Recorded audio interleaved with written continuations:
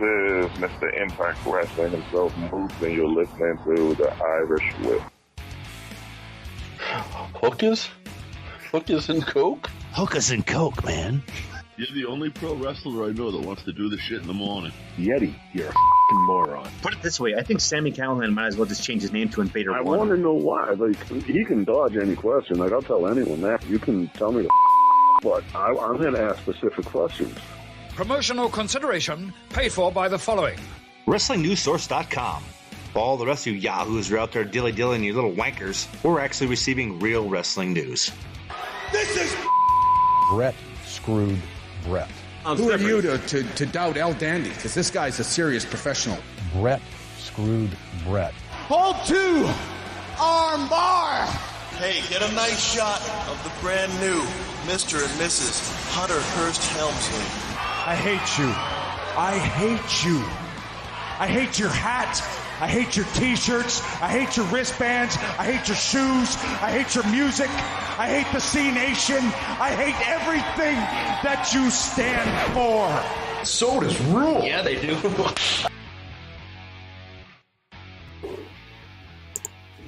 What's up, TIW Mafia? It's Yeti. We're here. Delmi is hanging out in the green room right now. She's waiting here. I just wanted to take a quick minute to tell everybody thank you.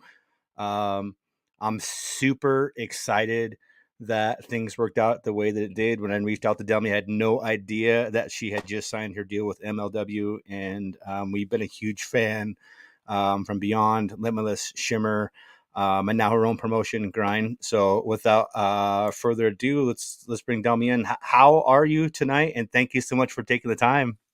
Hi, how's it going? I'm doing great tonight. Perfect. So true professional at all times.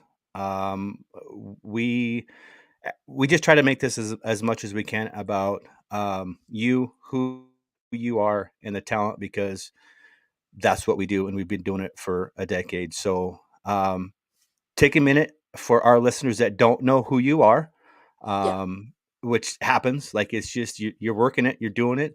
A little bit about Grind, right? Whatever you'd like to talk about, you and your sister, and then we'll get some people in here asking questions and hanging out. So who's Delmi? All right. Well, first off, thank you so much for having me on the show. Love the concept. I actually have Irish cousins. So growing up, I was like a huge fan of like kind of like Irish culture. I like would eat random like lunches with them. And I was just like a huge fan of like, I know it's not like your actual holiday, but like right. like I just love that stuff, and like Dropkick Murphys, and like I'm from Massachusetts, or I'm from Rhode Island, which is like within Massachusetts, and so we have like a huge like kind of like Irish culture that's around here since a lot of people came in to this place. So that's one of the reasons why I wanted to be on the show. No, I appreciate it. It's huge for us. So JP's in Lowell, Mass. He's not here tonight, but he's in Lowell, and he goes back decades, and it's cool.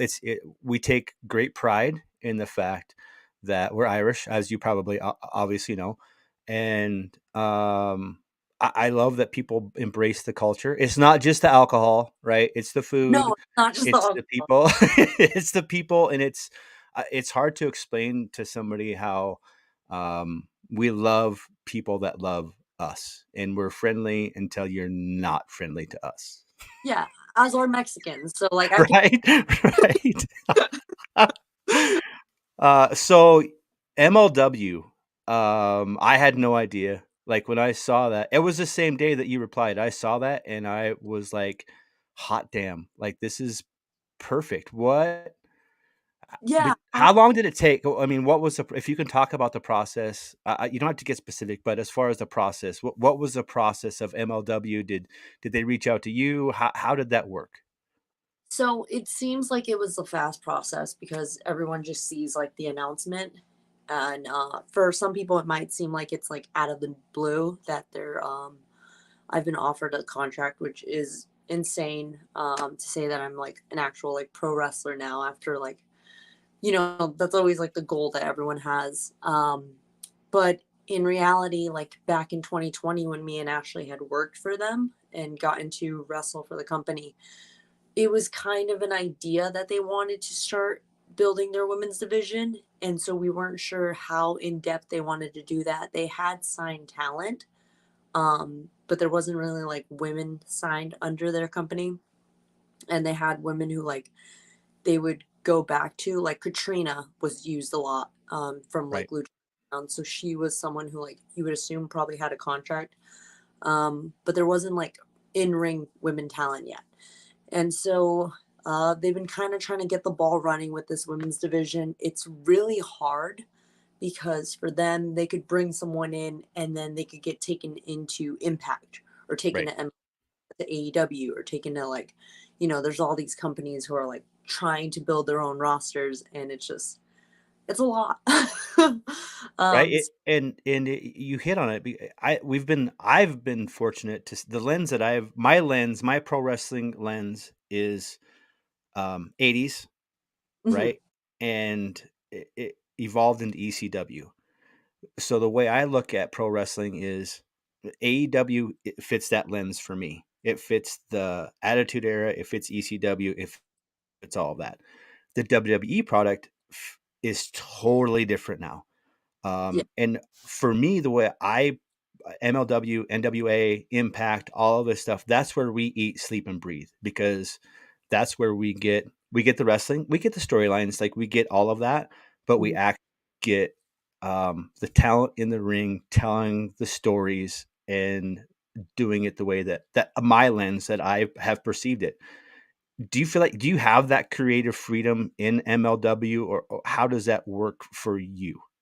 I am very fortunate that I've been able to wrestle for other TV companies. So I've been able to wrestle for Impact. I've been able to wrestle for like AEW with their dark tapings. I've been able to wrestle for uh, ROH when they were doing Women of Honor. And I think something that I do really like about MLW is that creative freedom.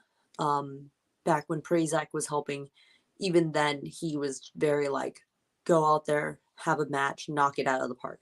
Like make every second count. It's a TV minute match, so it's not like 15-minute matches that you would Right. see on. It's like you got to make everything count. You can't just like take your time with certain things.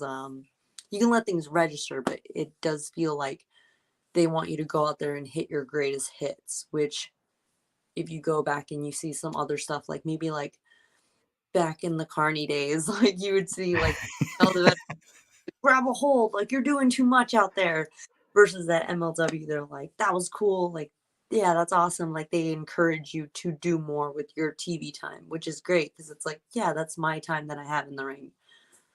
How difficult? It's difficult Yeah.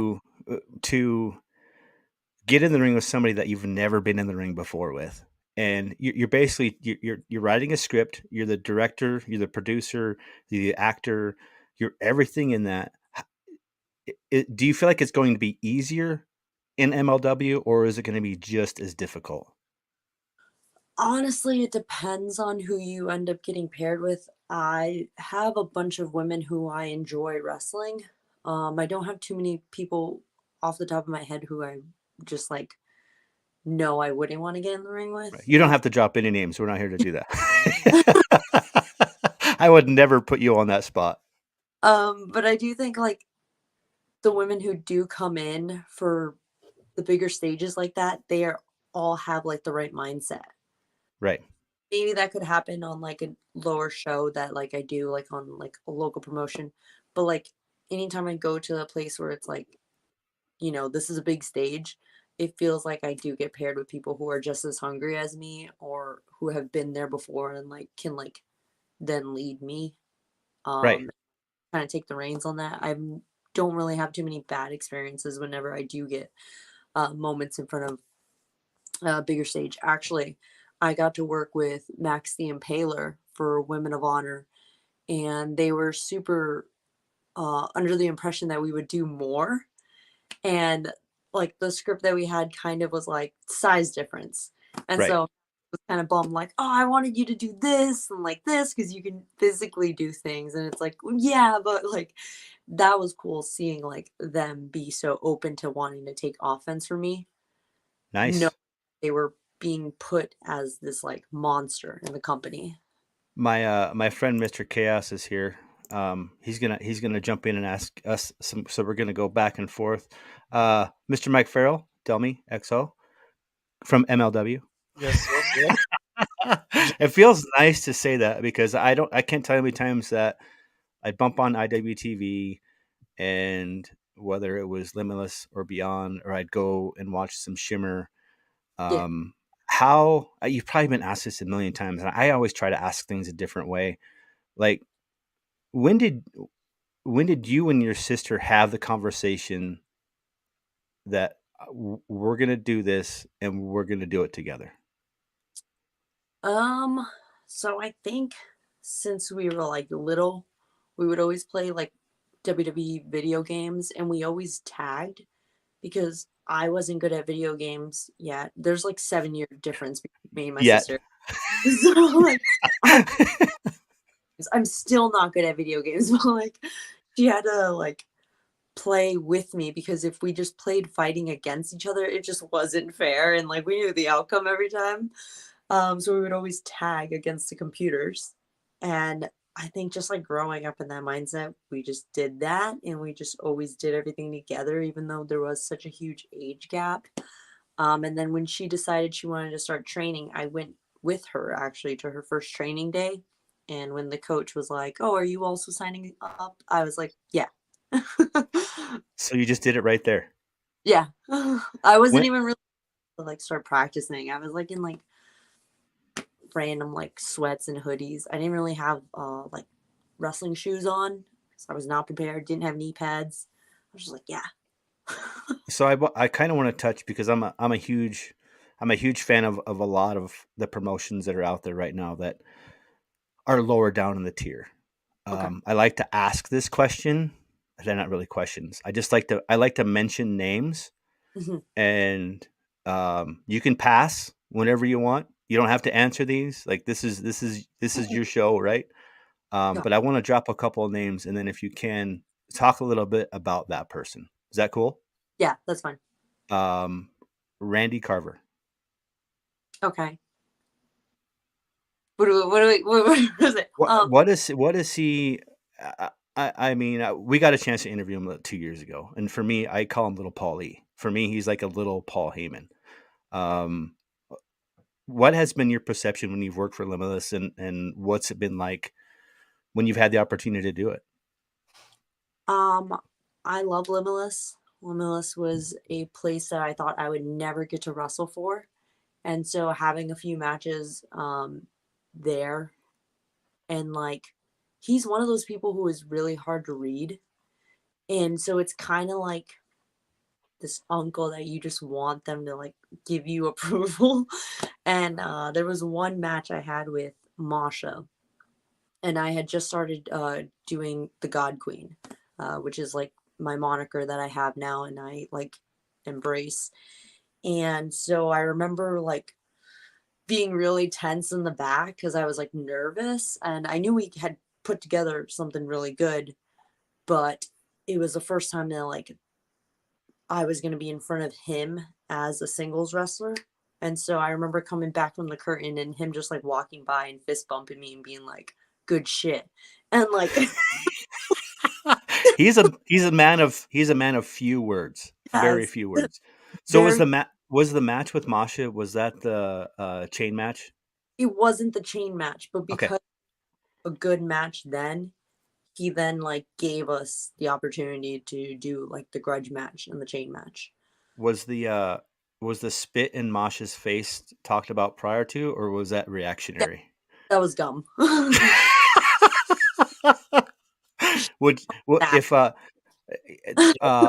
you know what's funny is I kind of want to put some context to this. So I reached out to Randy, right? Yeah. And I said, "Hey man, would you mind, because we're kind of coming back, we're kind of doing this thing, so I want to give the opportunity for me to set the tone."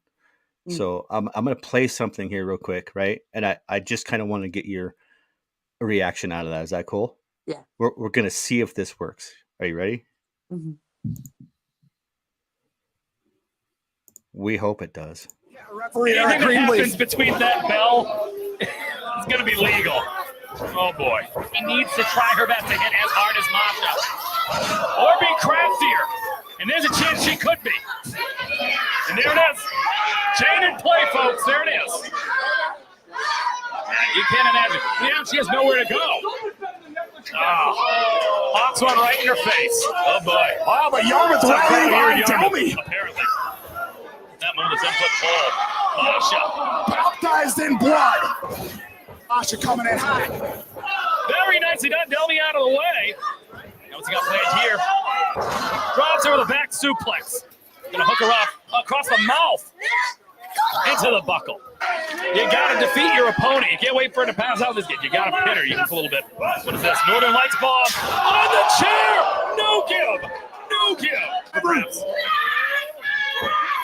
It gone away. Oh! It's a power bomb with a hybrid pile driver power bomb, all on the bridge of the neck, but at the top of the back too, Torres. Unique positioning. Like for real, how is it? Do you ever watch your matches back like that? Do you ever go back and watch like that? I swear when I took that chair, like that air raid on the chair, that I broke the chair. Like in my head, I was like really confident. I was like, yeah, I'm so jacked. Like I squished the chair, no sold me. I watched it back. I was like, oh tiny.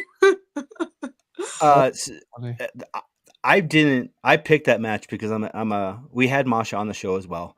Yeah. And this was way before, like a couple years ago.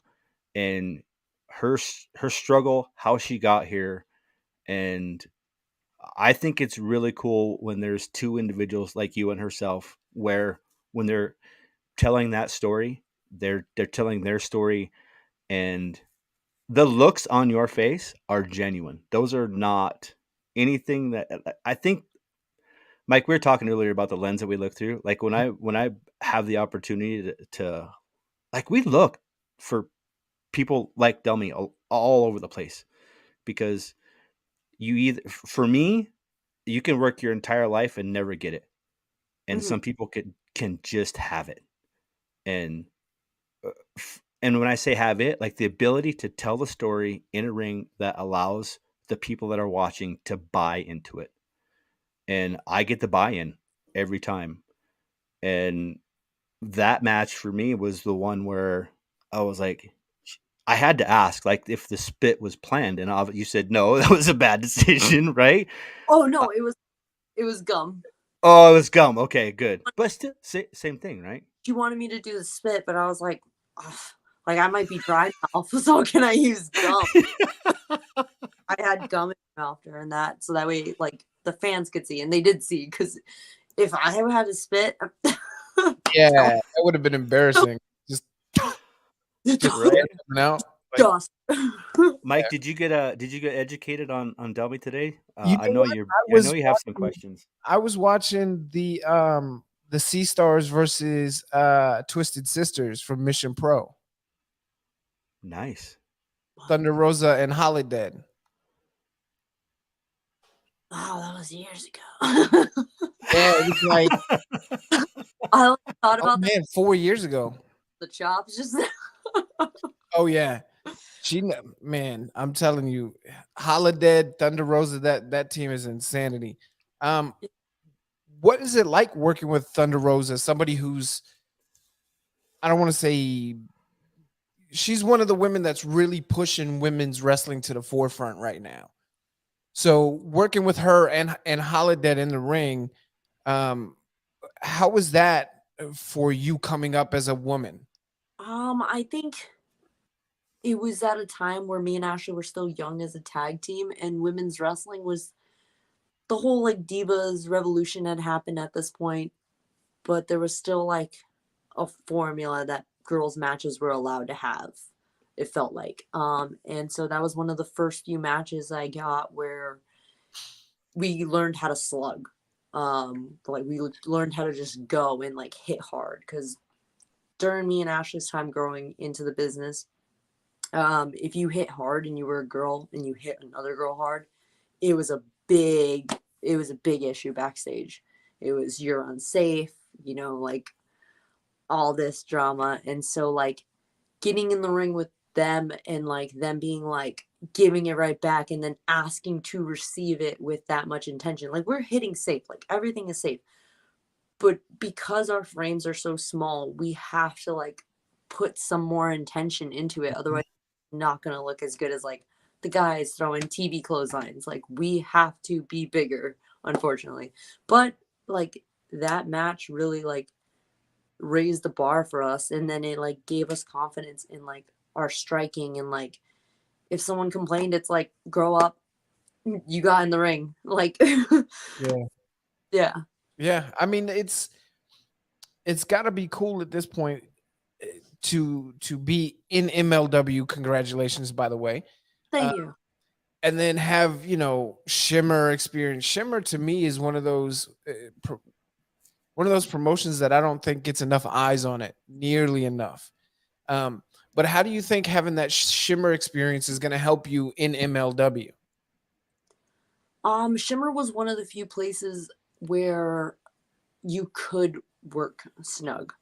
A lot of the women who were there, like the old guard, they had gone through and like gotten in the ring with, you know, women, luchadors from Mexico. They had gotten in the ring with Joshi wrestlers. So they knew their craft, and like they were serious about it. Like they all took it serious. And so when me and Ashley got into Shimmer, it just felt like a breath of fresh air. It's like, there's hope. Like there's gonna be an area for us to grow in here. And so like we were able to grow a lot in Shimmer. I owe a lot. I had a lot of my best matches at the Bruin Eagles Club.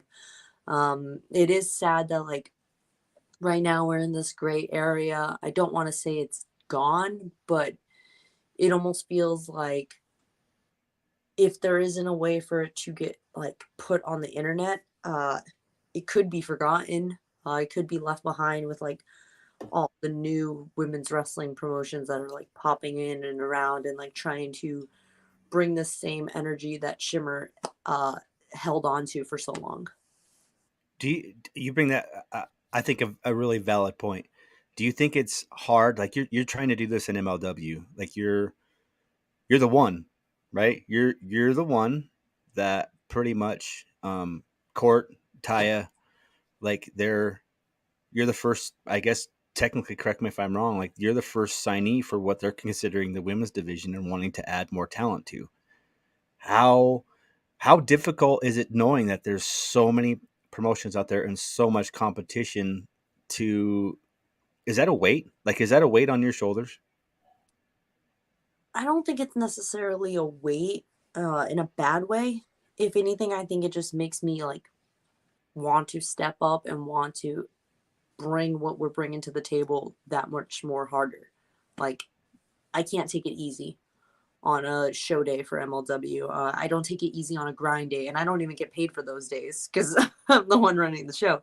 But right. Like, there does feel like there's some shows that I go to and I'm in the locker room and I hear people saying like, like I'm a little sore, like I'm not going to do too much. And like on MLW days, I'm not going to have that mentality, because if I don't go 110% on this day, when it streams, it's not going to be talked about, because 10 other shows could be streaming that same day. You got to compete.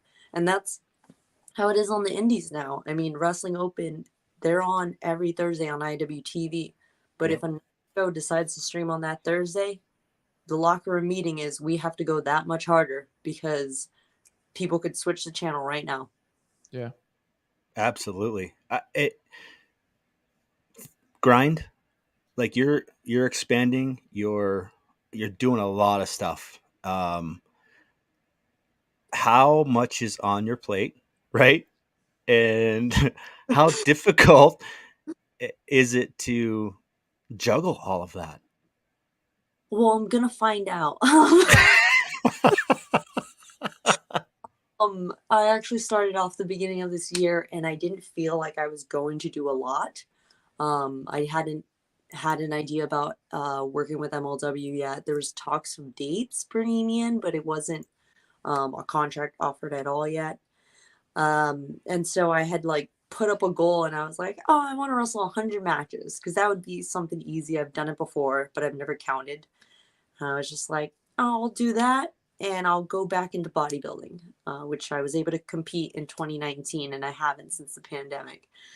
And as soon as I started doing that, I was, obviously I have all the grind dates that I have to focus on promoting and like pushing and booking. And then there was the bodybuilding competition where I got with my actual coach and like set up. So like I'm currently in prep. I've been on prep for like 7 weeks now. I don't know when my show date is now because there's just so much scheduled.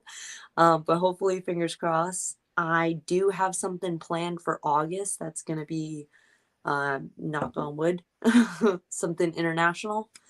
And then I got offered the contract, and then I got a promotion at work. So we are figuring it out this year. But it's fine. There's no rest for the wicked, and coffee.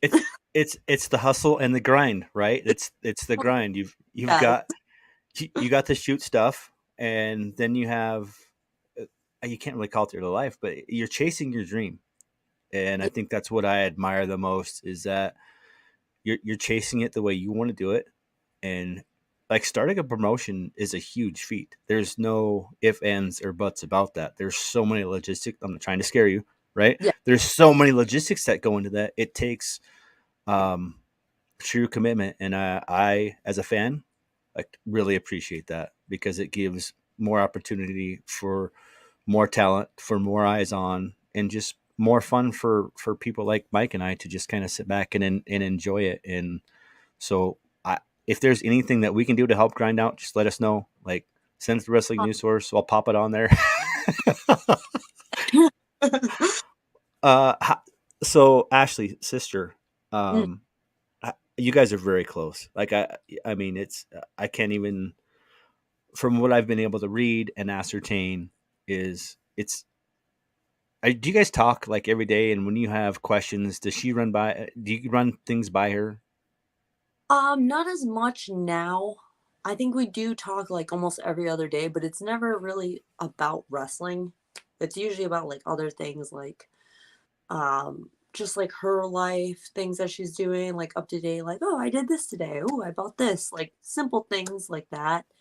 I think from a wrestling perspective now, I don't go to her too much about things. I kind of either go to Perry, who's my wrestling coach. He's the human monster truck.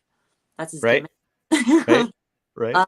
He's someone he's very like intelligent in his like thoughts. And so I always go to him and I'm always like, what do you think about this? Because he would tell me if something's a bad idea or how to do it better. He always has that kind of like mindset. And then I do go to Rip, who's my partner, because I live with him, so I see him the most. I feel like I usually just, what do you think of this? Like is usually, and then he usually kind of like fixes things or adds things to it. So you're always open to the ideas, right? I mean, I think that's the key part is the evolution is always the finished product. And you talked about what you wanted to do this year, goal wise, like that's kind of all changed with MLW. Is there a length of the contract? Is there anything there, or can you be specific about it? I don't think I can be like specific in terms of like length because I don't want to like ruin Yep. the mystique. Yep. Yes. I think the best thing I could say is I feel like it's a very fair contract for me to be signing. I feel like I was taken care of. I think that's the most important part is I think that a perfect word is fair is you it's professional wrestling. People use people. That's what it is, Yeah, and it's in contract. I'm like, I think the best way to say that, and like I book and I like, so I get it, but like I feel very confident in the area that I am given right now, and like I have room to grow. And it feels like I can grow in a different direction because indie wrestler, indie darling, like I did that, right. and like I could go and I could do all the local shows and like do the same thing I did when I was a C star, but I'm only gonna ever be that, and I've already done that, so I feel like I need to grow in a different way as a professional wrestler, and I feel like really encouraged to be going in this direction right now.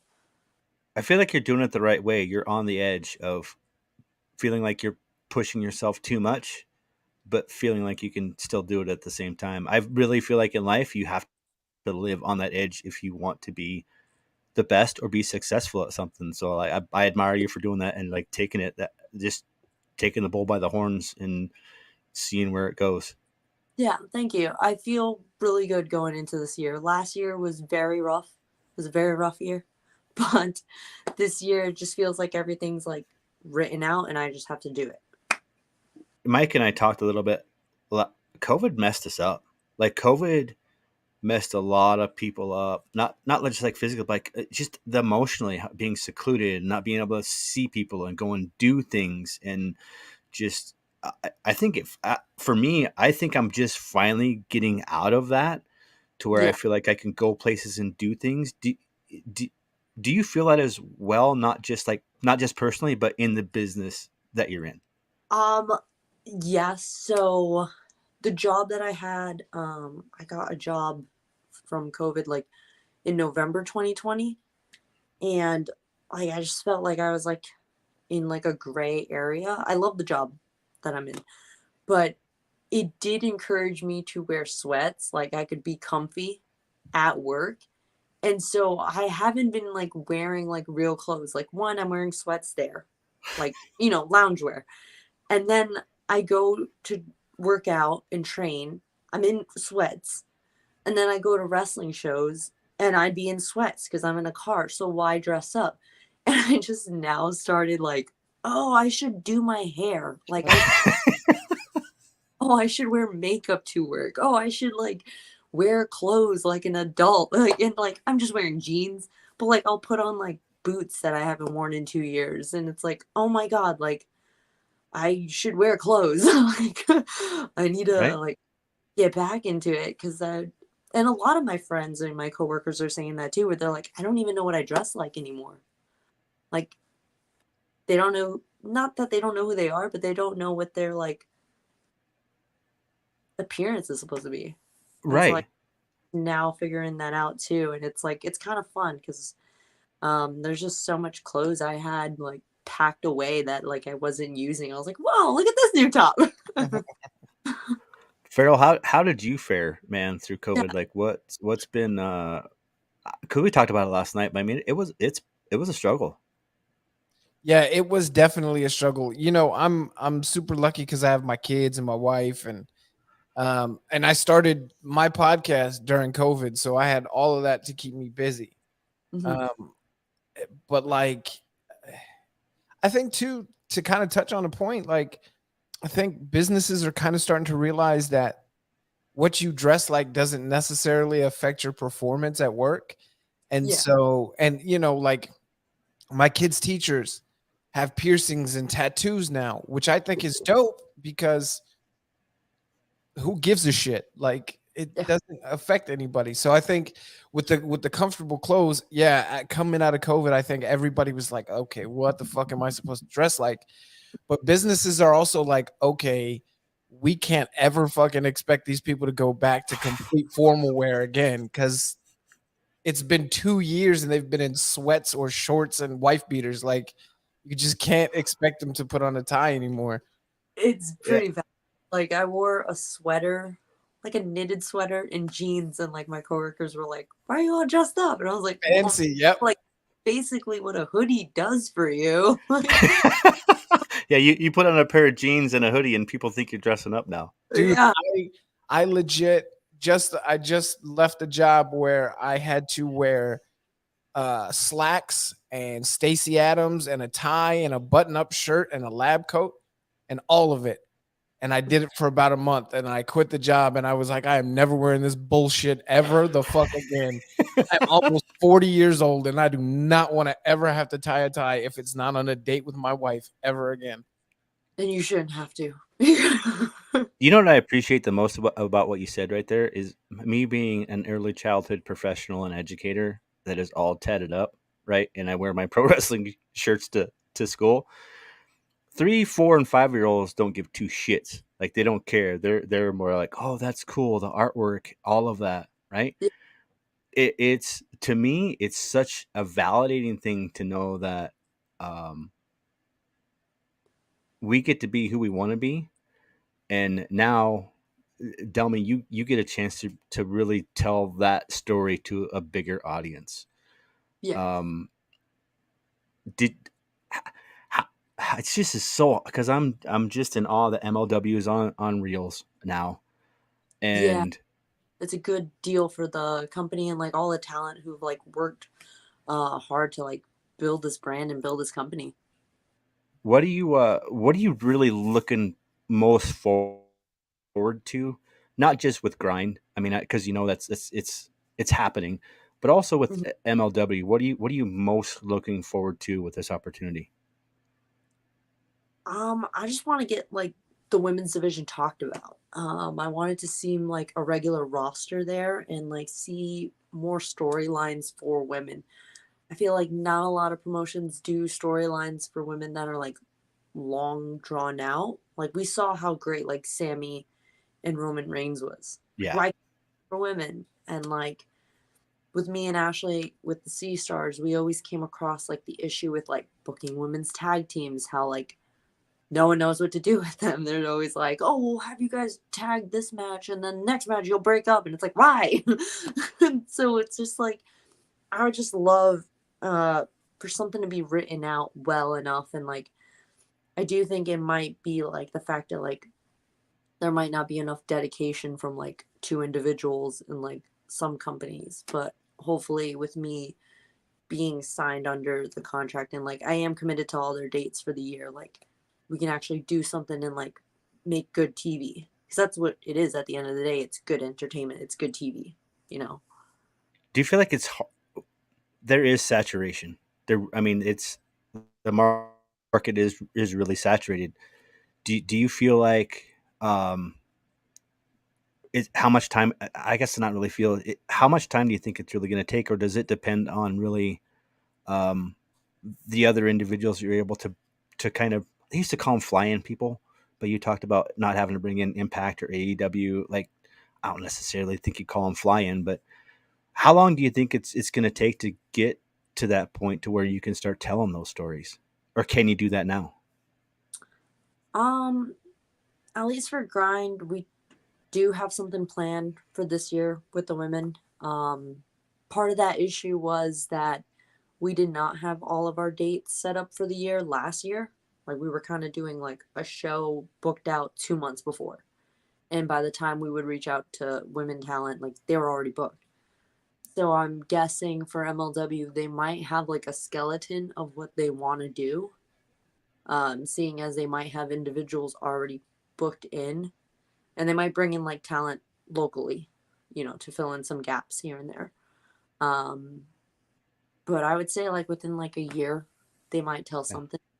I don't know. I think that's I think that's realistic and awesome, and I'm really looking forward to the opportunity that it's fresh, it's new, it's inceptionary, it's starting from the ground, and I'm excited to see where it goes. And the reason I say that is, don't have to mention any names. Mhm. Have there been people that have reached out and saying, "Hey, is there room for me? Hey, has anybody reached out to you about possibly being part of what you're doing at MLW and at Grind?" At MLW, no. Um, not for women at least. At Grind, yes, I do. We do get like every day we get like resumes, which we do look over. but it's hard to bring in new talent. We only book 7 matches a show. And the core guys that we like grew with last year, we're just so like loyal to like them and like building them that if we do bring in someone in, it's usually to elevate them or just to make like a connection for them. There has been people though who have reached out and we have used though. Like we do check our resumes. Like Ryan Mooney was someone who had sent in his stuff, and then we watched him live and we were like, yeah, let's bring him in. Like Gary J was someone who had sent us in stuff, and I had seen his work live before, so he was like a no-brainer. I was like, yes, of course we're bringing in Gary J. And he's been a return person who's come back in over and over again. For grind, definitely easier. For MLW, if anyone reaches out, I can only point you to the door, but I can't really like open it. So I can tell you like, oh yeah, we're filming on this day here. This is the venue if you want to show up early and like help out. That is like a very common thing for shows like MLW and like Ring of Honor back before it got purchased from AEW. A lot of like independent talent would show up like dressed up, and they would like help with like whatever needed to be done ring crew wise, because that's how you just got your foot in the door. It's a very common practice for the independents still. So if there's an open seat, doesn't matter if you're booked or not, get in that seat and go, right? Yeah. It was actually funny. I rode down with Becca and I was like, oh, so like she's booked all over. I don't know if you're familiar with the international pop star Becca, but like yes. Every weekend she has like 3 to 4 dates. I was like, oh, so who do you ride with? And she was like, no one rides with me. I just go to, where is she going? Maryland? I was like, you drive by yourself to Maryland? Like no one's asking to drive with you, like just to show face? And she was like, no. I was like, what? So I don't get that. That blew my mind. So if you know Becca and you want to get booked anywhere she's wrestling, pitch and gas, go hop in a car with her. She's making the drives. I don't think I've ever heard somebody say that before. Like it's always, I'm getting in a seat or I'm going there. I've never heard of anybody like riding solo to shows. Yeah, she does it all on her own. Well, better hang out with Becca. She's got an open seat now, so somebody better jump in. It's a different era, dude. Like it is a different era. I see some of these people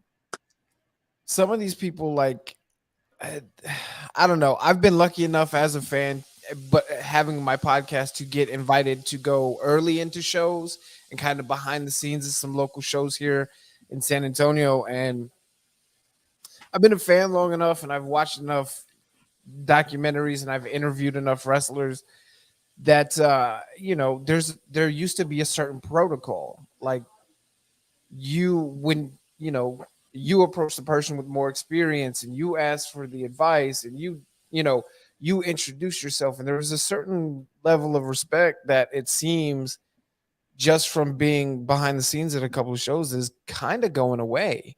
Is that something that you're seeing where that respect level, the seniority respect level is kind of going away?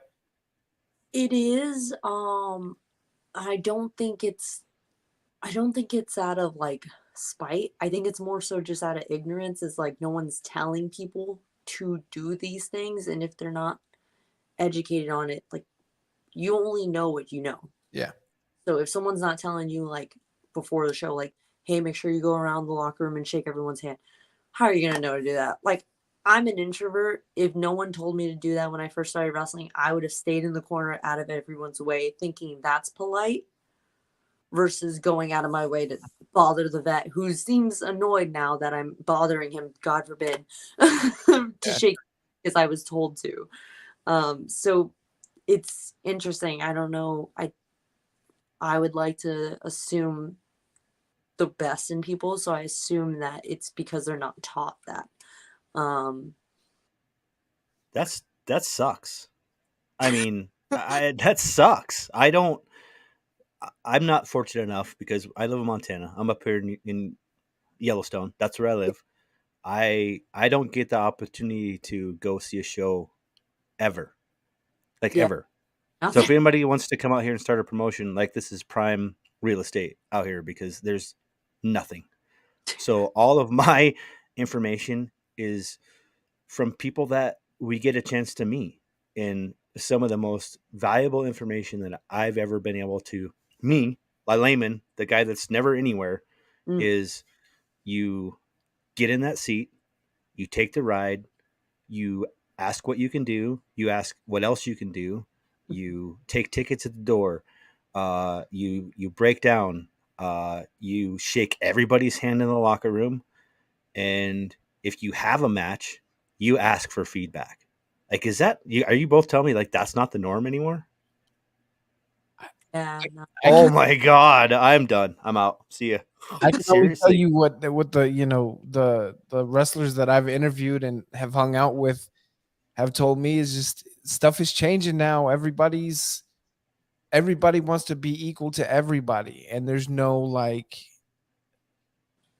people want to kind of take the hierarchy away, which the wrestling business is going through this weird like evolution that I think on one hand is fantastic, because think about it. You have promotions like Mission Pro and Grind that are women oriented wrestling that are, going out there putting women's wrestling to the forefront. That's changing for the better, right? But I think there are some changes coming down, and there are some changes coming down that may not necessarily be for the betterment of the business, but more for the betterment of the individual, which is like the hierarchy is kind of going away, and people feel like they're on equal footing with everybody. But I think, and again, just based on the wrestlers that I'm friends with, I think the veterans that are on the indies now are kind of starting to put feet in butts and kind of enforce the like, hey, chill out. Like, you don't act this way in the locker room. You're going to act a certain way or you're going to get put in check. So I think some of it's there, some of it's not, but I think it's just the evolution of the business. And if you don't evolve, you die. Demi, if somebody wants to take an opportunity to grind, what's their process that they have to go through? And I mean, if you can share, what are you looking for on a resume, and what makes a difference between somebody like, yeah, let's do this, or not, no, that's not it? So for Grind, for us, we do have like a certain style wrestler that we book. There are shows that book like lucha, women's wrestling, cruiserweight, hoss fights, deathmatch, street. Like they book everything, and that's fine. But at Grind, it's very King's Road, hard hitting. Like there's a specific style that we go for. So if you are someone who's like kind of like a carny gimmick, we wouldn't bring you in. Like it wouldn't work at our show. That's just not the style that we want to put on like our platform. We've like gotten our fans to appreciate the fact that we book wrestling, like genuine wrestling. Like they go there and they don't go there to get drunk on a Friday night. They go there because they want to see like the story in the ring.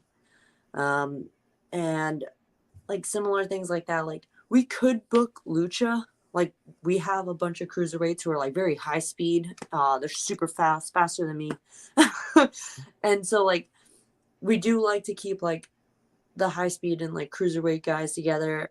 And then we do like to keep like the hosses paired up together. That's always like my favorite. I hate little man, big man matches.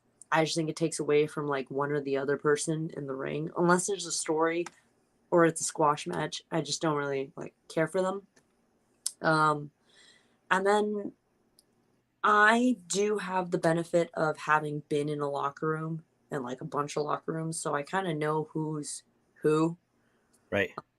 So there have been people who like they've reached out and I'm just like, no, I know how you are, or I have a hunch on right. like how they'd be. So we probably wouldn't bring you in. We try not to do a lot of flights because we do live in New England, and this weekend is our February date, and there's already like snow projected in the area, and that's just one thing that we have to worry about is like a flight getting canceled.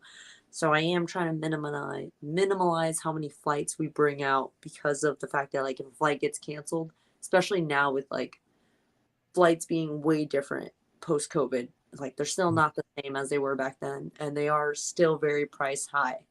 So if you are bringing someone in, like it's got to be worth it to bring them in a awful way of putting it before you could fly in anyone for a wrestling show like in 2019.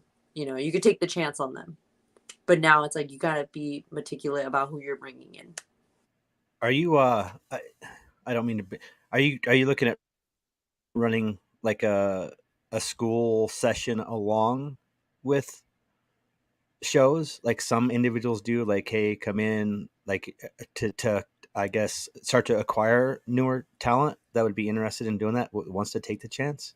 We want to start giving opportunities to people who show up early for ring crew.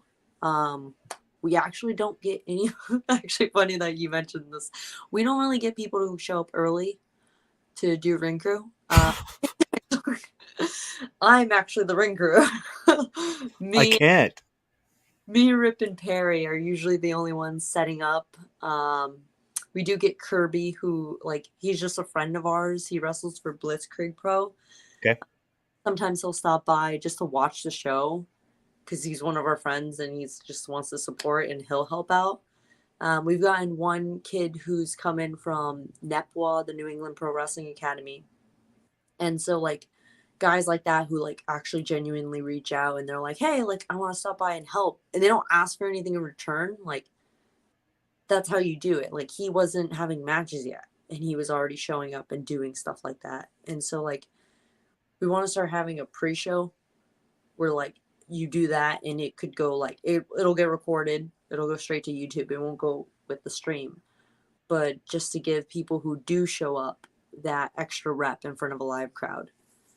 That's really cool. That's a really, because that's what people are looking for, is that exposure. And I'm still baffled. I don't think I can conceptualize the fact that there's nobody riding along and there's nobody help putting up the rings anymore. I'm lost right now. On the roster do help with teardown. We do run on Friday, so a lot of our roster isn't like in town at the time we start setting up. We start setting up really early, like at noon, just because me and Rip also have to wrestle on the show. So we want to get everything set up in case something goes wrong somewhere. We can like, you know, stop or like go back home, which is 5 minutes away, grab some whatever that we forgot and like come back and like continue. But yeah. Farrell, we've taken up almost 55 minutes of Delmi's time tonight. And I don't want to keep her a whole lot longer, but do you have any burning desires or questions that you'd like to ask? I do. I'm kind of digging the God Queen moniker. Like, where did that come from? Who is the God Queen? Like, what drives you when you're the God Queen? Like, that's such a dope ass, like, I'm gonna beat the shit out of you moniker. I'm kind of like, it's one of my favorite nicknames in wrestling, period, right now. Thank you. So when it was January, I knew I was going to be on my singles run. Ashley was going to be taking time off from wrestling, and I needed to come up with something different that would like punch through fans' heads that like I'm a singles wrestler right now, because if I just did the same thing, it wouldn't have clicked and they would have just kept it up with like, oh, where's Ashley, which is fine. But sometimes it's like, oh, just read this chapter, you know, like, oh, just, you know, read this part. And I feel like bands also go through this now looking back. Like if you ever see an AC/DC concert and they're like, this is from our new album, the crowd's kind of like, nah, which we're all probably guilty of. So I get it. But January, I knew I wanted like a hard hitting character who was going to be primarily a heel, just because Sea Stars were so like happy go lucky baby faces. And so I was just playing around with like terms and I was like, anti-hero, a villain. Like I was trying to think of something. And then I just like, I knew people always called Bruiser Brody the God King. Like that was the term. And I was just like, there's not a female version of that. And so it's like, I'm just gonna use it. And then at first I got like a lot of like, what does that even mean? Like that's not even like a real like thing. And I was like, wait, first off, then you don't watch wrestling because yes, it is. So I just like kept like drilling it in, and I was like, this is gonna work. This is gonna work. This is gonna work. I mean, it's the so when I saw it, because I kind of just stepped in for his normal co-host, but when I saw God Queen, I was like, okay, I don't know too much about her, but this right here makes me jump in and attach and say this is different because it reminds me of 300 because they called Xerxes the God King. Yes. And that's when I saw it, I was like, oh shit, this is super dope because it works on a whole different level. Like I'm the top of the shit, but I'm also better than anybody that you're ever gonna see. There's so many levels to what God Queen means. Yeah. It's a mindset. It's not something where like people like say they're a queen and they're like, I'm the queen, or like I'm the baddest bitch. Like I was just so like sick of hearing every like person use like that moniker, like, oh, I'm a bad bitch, or like stuff like, and like everyone calls themselves a queen, but they mean like kind of like in a feminine way where it's like cutesy. Yes. It to be like More princess and not queen. Yeah, I wanted it to be more like in your face, like, no, I'm on this level with the guys. Like, and then if someone took offense to it, then that's on them. And I feel like I had to learn how to do that. I had such a high resume at that point that I was just like, no, I'm on this level. Like, I just have to think it. That was going to be my question, and actually two, but you answered both of them, and I admire the confidence because that when I saw the Twitter handle change, like I haven't asked JP yet, but he's always hesitant when somebody uses a moniker like that because he's like, man, I can hear him right now in my head. He's like, that's bold. Like that's really bold, but it's yours. You're going to own it. And I'm excited to see what happens. And kind of my shtick is like, do you have any swag yet? Like, can people go buy God Queen shirts yet? Shirts. So I will have them at shows. I'll probably hold off and like let the grind show on Friday get like first dibs on sizes, and then I will be posting like a link where you can order them online. I just set up a Brainbusters website. I believe that's so that will be like an online shop for like the t-shirts that have like the cooler prints with multicolors, just because those are really expensive to print out. So those will never be on my yeah, but they will be available online. Kids sizes too? No, I don't really attract kids. Well, yeah. You can't name the God Queen. That's not. Well, you'd be surprised at some of the 5-year-olds and the shirts that they wear when those girls come in strutting in. There are some 5-year-olds that could play the God Queen probably pretty well. Since I've become the God Queen, I haven't had like the kid friendly. Dude, I've seen. I'm the bad. Oh man, at shows here in San Antonio, I've seen like 5-year-old, 6-year-old little girls. Do you know who the Woad is? No. So she's a wrestler called the Woad stands for the weapon of ass destruction. Oh, and I've seen 5-6-year-old little girls with Woad shirts on, and I'm like, please don't wear it. So it's not appropriate, but I'm a 40-year-old man at a wrestling show, so who am I to judge? Yeah, if you're taking a 5-year-old to an event, like, first of all, you're a cool parent, right? Second of all, you got to let them buy in. Yeah. Oh yeah, absolutely. Just for me, let them wear it and let them feel the judgment and let them feel that. And when you get home, tell them that that's not right. That's just like Delmi said, that's on them and not on you. And you wear that God Queen shirt with pride, sister. I mean, dude, that nickname, like, I know I keep harping on it, but that nickname, there's so many possibilities with that moniker, like just swag ideas and stuff that would be like super simple but bold as fuck, like just in your face, but it doesn't have to be flashy or diamondy or anything like the feminine super queen kind of like that.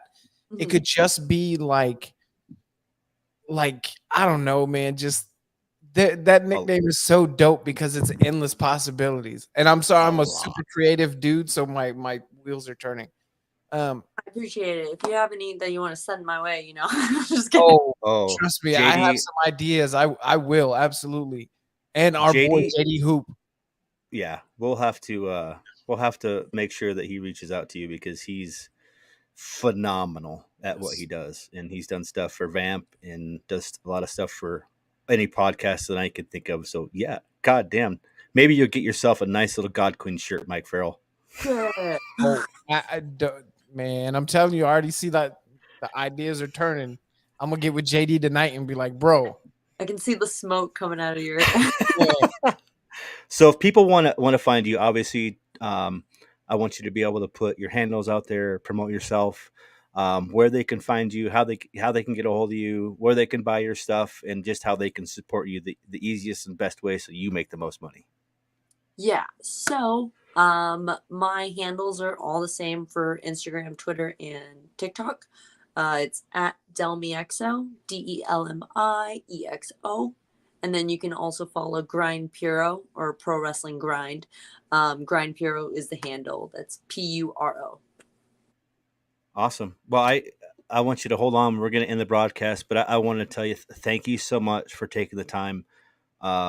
It's been enlightening because ride-alongs don't fucking exist anymore. So whatever, I'm ruined for the rest of my life. Yeah, buddy. And I'm really excited to see how quickly you rise to that throne. Thank you. Thank you so much for having me on the show. Like I said, love the aesthetic of it. Awesome. So this is kind of our handle. TAW Mafia. See you next Tuesday.